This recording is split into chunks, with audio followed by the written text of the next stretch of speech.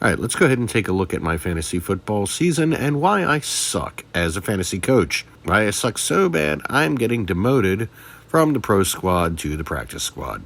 Best place to start is at the beginning of the season, my draft, which I prepare heavily for. I was given a projected grade by Yahoo of a B. This grade was based on all of the research I did ahead of time, a lot of getting value in players that weren't necessarily going to be big starters, but had a good upside for later in the season, planning against the obsolescence of some older players that a lot of people were rushing for, looking at the strength of third-year wide receivers, looking at the overuse of some running backs, and in general, just trying to beat the algorithms with good old-fashioned spreadsheets and know-how. In retrospect, Yahoo gave my draft a D grade at the end of the season, which is a really helpful statistic. My top 3 draft picks were Barkley, Sanders, and Galladay.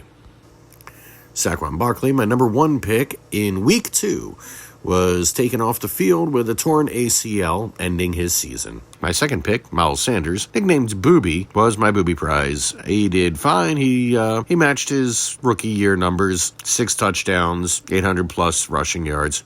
That's fine. While Booby missed the first week due to a hamstring injury, my third pick, Kenny Galladay, missed the first 2 weeks because of a hamstring injury, and ultimately only wound up playing 5 games the entire season. So, as a grand total, for my top 3 picks, I got 19 weeks played during the season, total.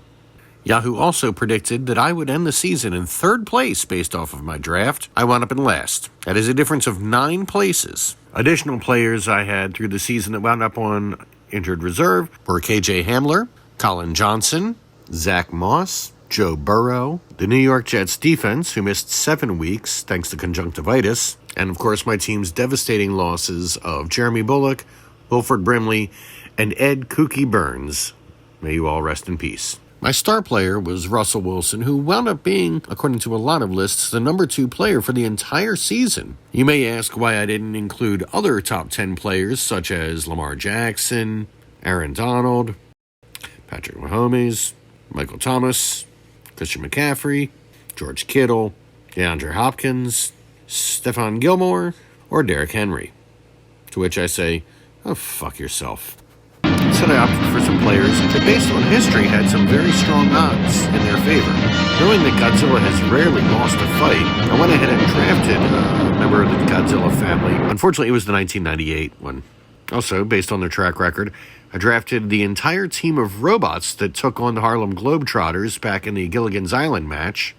And finally, of course, was my really ill-thought-out acquisition of Norwegian King Harald Hardrada, who, as you probably know, was defeated at the Battle of Stamford Bridge in the Battle of Hastings in 1066, but I believed was due for a comeback. So all that adds up to me getting dumped down to the practice squad, learning the lesson I should have learned from my chili last year at the Super Bowl chili contest. Garbage can only get you so far. I'll see you all in 2 years at the draft.